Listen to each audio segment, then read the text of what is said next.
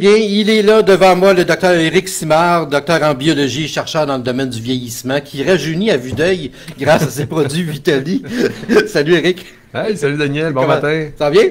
Oui, oui, ça va très bien. Écoute, t'as l'air en pleine forme, moi aussi je suis en pleine forme, puis là tu viens nous parler de fatigue ce matin, parce qu'on en connaît des gens qui sont fatigués, Ouf, on a eu une grosse année, le mois de novembre n'est pas facile, puis on a besoin de se repomper un peu là. Oui, oui, puis il y a beaucoup de facettes, en fait, dans la fatigue, à rappeler à la population qu'il y a d'autres choses qu'on aurait tendance à ne pas considérer, en fait, dans la fatigue, qui sont super importantes. Et en fait, on parle de la fatigue, la semaine dernière, on a parlé de la déprime. Oui. Donc, les deux sujets sont très, très reliés. Pas mal, en fait. oui. Donc, ce matin, je vais te séparer, en fait, la fatigue en 5 facettes. L'état psychologique, avant tout, la question de l'activité physique. Okay. Donc, je vais juste te souligner certains points qui sont super intéressants. La gestion du stress chronique, un peu comme on a parlé la semaine dernière, l'alimentation et les suppléments. Okay. Je vais te parler aussi à la fin, en fait, de Vitali Énergie. Oui. C'est un produit qui est particulièrement intéressant, justement, pour la fatigue. OK. Donc, la question de l'état physiologique, l'état psychologique en partant, c'est que dans la fatigue, il faut tout le temps prendre en compte le fait qu'on se compare. On se compare avec les autres périodes de l'année, on se compare avec nos capacités habituelles, on se compare avec nos attentes à nous. Fait qu'il faut réaliser, dans le fond, qu'on va être affecté au niveau de notre état psychologique pour notre fatigue, sur la façon dont on se compare à nos attentes. Fait qu'il y a des gens qui sont très exigeants. Moi, je suis comme ça, en fait. Je suis quelqu'un qui est très exigeant envers moi-même. Okay. À tous les jours, j'ai l'impression d'avoir une montagne à accomplir. Okay. Le problème avec ça, c'est que la montagne, je la traîne à tous les jours. Tu comprends? Fait que ça peut être une des causes aussi de fatigue d'un point de vue psychologique. Donc, il faut s'en rendre compte. En fait, c'est propre à chacun d'entre nous. D'un autre côté, si on regarde en fait l'activité physique, je vais probablement t'apprendre certains trucs qui sont fort intéressants. C'est que, te rappelles-tu, Daniel, le slogan, il y a eu de la publicité, en fait, au cours des dernières années, l'activité physique, ça donne de l'énergie. Oui, oui. Il y a plusieurs raisons derrière ça, mais c'est vrai, en fait. C'est vrai, entre autres, pour 2 raisons biologiques fort simples. Et une raison psychologique même, au niveau du fonctionnement du cerveau. Donc, les 2 raisons biologiques, avant tout, en partant, c'est que l'activité physique, le corps humain, j'en ai déjà parlé, en fait. D'un point de vue biologique, là, toute la biologie, c'est paresseux. Ce qui ne sert pas disparaît. Okay. Et c'est vrai aussi pour la circulation sanguine et pour notre capacité à produire de l'énergie. Autrement dit, si le corps a besoin de ces capacités-là, il va augmenter la vascularité, il va augmenter la production de vaisseaux sanguins, de façon à être capable de rendre disponible plus rapidement de l'énergie qui serait nécessaire aux muscles. Donc, il faut s'activer vraiment. C'est simple à comprendre, hein? C'est exactement comme une ville qui grossit, un centre-ville, en fait, qui aurait besoin de plus de ressources. S'il n'y a pas assez de routes pour y apporter, ils vont en manquer, puis on ne sera pas capable de la développer.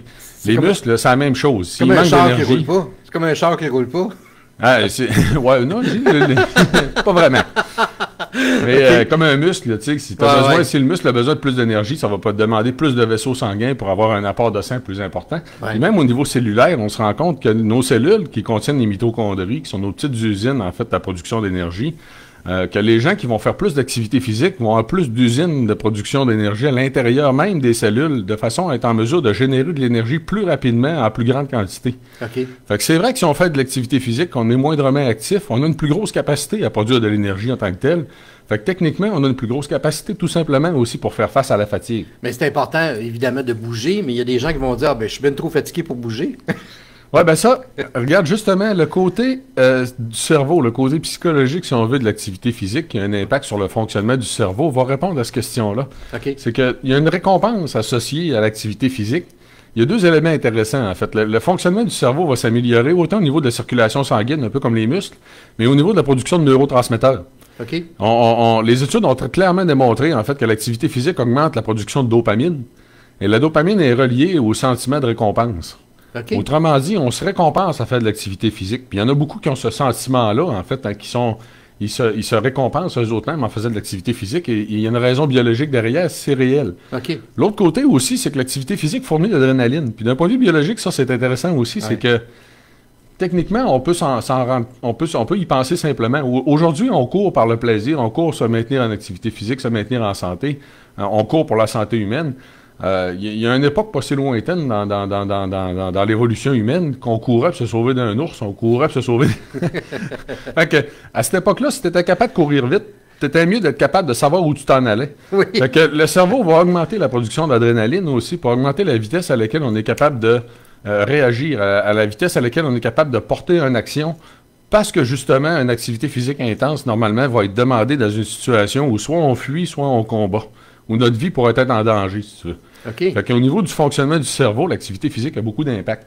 Fait que c'est sûr, en fait, que si tu mets ça dans un contexte de fatigue, donc d'un côté, l'activité physique te permet d'être capable de produire plus d'énergie, puis de l'autre côté, elle va te permettre un meilleur fonctionnement du cerveau, en fait, un sentiment de récompense, puis un sentiment aussi de capacité à agir. Okay. Donc, c'est fort intéressant. Oui, c'est intéressant. Ouais.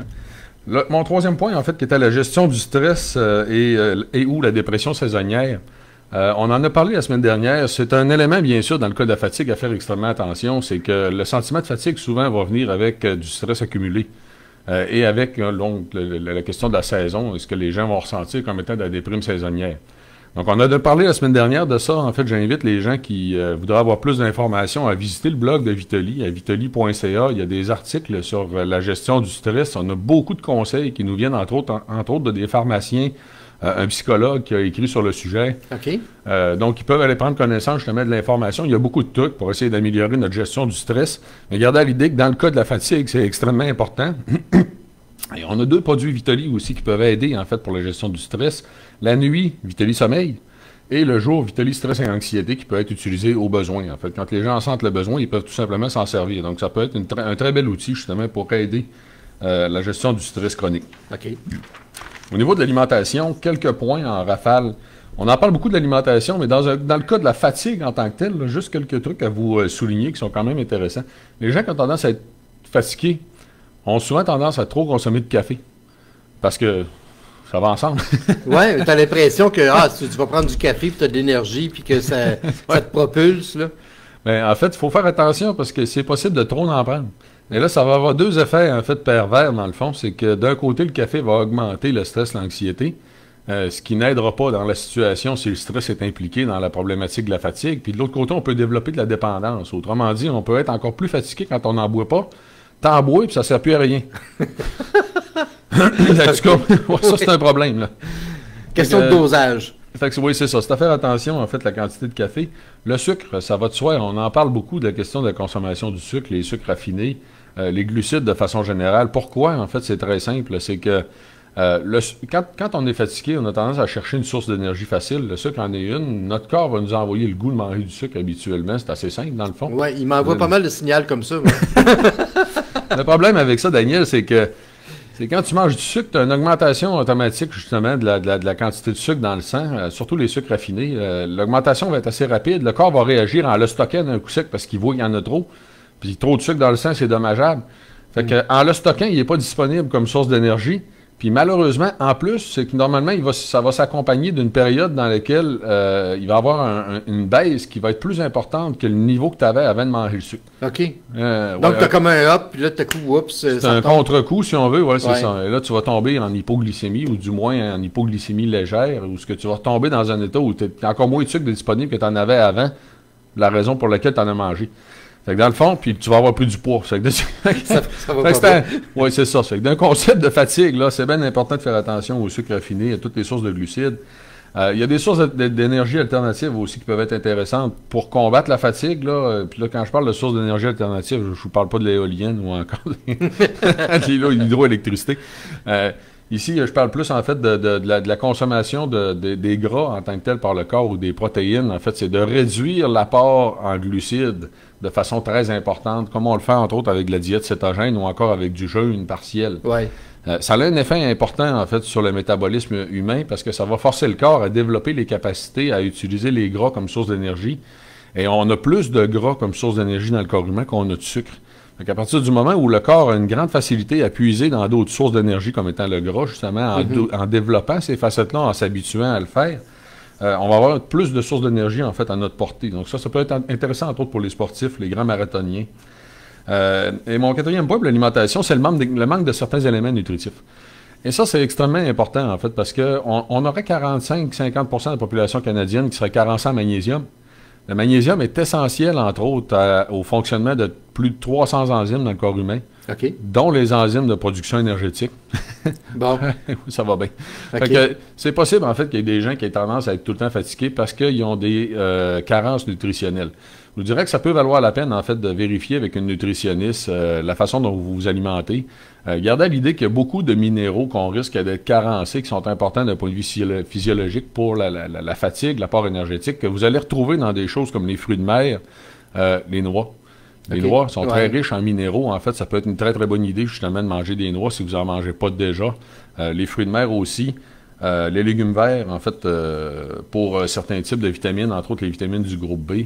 La viande, en fait, les abats, pour certains types de vitamines ou de minéraux qui sont importants pour l'énergie. Ceci dit, un dernier point, Oui. les suppléments. Ben oui. La question des suppléments, écoutez, Vitali Énergie, j'en parlais hier, justement, avec une pharmacienne encore, ça doit faire au moins 4 fois qu'elle m'en parle. Actuellement, elle a beaucoup fouillé, en fait, sur la documentation scientifique. Elle me réécrivait hier soir en disant Éric, la rhodiole, c'est vraiment passionnant, c'est vraiment épatant ce que vous avez fait. En fait, ce produit-là contient de la rhodiole, qui est une plante qui nous vient du nord de l'Europe, en fait, à partir de la Norvège, aller jusqu'à la Sibérie, qui était utilisée là-bas pour l'apport énergétique. Il y a même là-bas une légende, si tu veux, rurale, là, qui dit que la rhodiole expliquerait la grande force des Vikings à l'époque. Les combattants vikings. Oui. Bon, eux autres, d'un point de vue culturel, ils connaissent la rhodiole puis ils l'utilisent un peu comme nous autres, on utiliserait du café. Sauf que c'est complètement différent comme impact. Le café est un stimulant qui va créer une augmentation, un pic qui va redescendre. La rhodiole, ça va augmenter notre capacité de concentration, la vigueur intellectuelle, sans avoir un effet de stimulant qui va augmenter la fréquence cardiaque ou la pression artérielle. Ça n'aura pas cet impact-là. OK. Autrement dit, c'est pas comme un energy drink. Ça va agir, en fait, doucement. Ça va augmenter notre capacité à se concentrer, en fait, notre capacité énergétique. Mais en plus, ça va agir sur la déprime. C'est fort intéressant. Fait qu'autrement dit, ça va agir sur les deux aspects, en fait, de la fatigue. Maintenant, je vous ai parlé de la fatigue comme d'un côté psychologique, en fait, puis d'un côté physiologique. Il y a des raisons aussi. Ça va agir sur les deux aspects en même temps.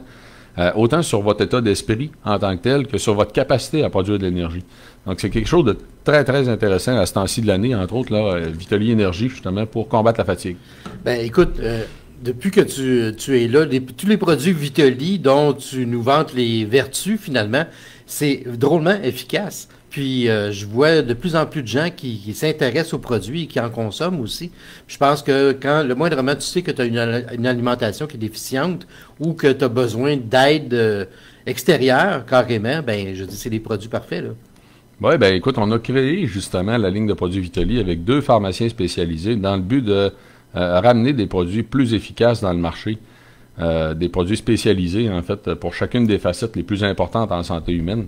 Donc, il y en a 12, ça fait que les gens peuvent visiter justement le site internet à vitali.ca pour aller chercher plus d'informations. L'onglet blog, on a une vingtaine, je te le répète, Daniel, c'est très intéressant. Ouais. J'ai une vingtaine de professionnels de la santé qui collaborent au blog de Vitali, qui écrivent sur toutes sortes de sujets variés. Dont tantôt, je vous ai souligné, entre autres, le psychologue qui a écrit sur les facettes psychologiques du stress, de l'anxiété relié à la fatigue. Il y a aussi une pharmacienne qui a écrit sur le stress et l'anxiété. Donc, on a 4 pharmaciens aussi qui collaborent, un médecin. Fait que c'est vraiment une belle source d'information. Docteur Simard, si vous n'existiez pas, il faudrait vous inventer. T'es gentil, Daniel. Merci beaucoup. Ça va me donner de l'énergie pour aujourd'hui. Ah, ben j'espère. Merci beaucoup. Bonne journée. On se retrouve très bientôt. Merci. Bye.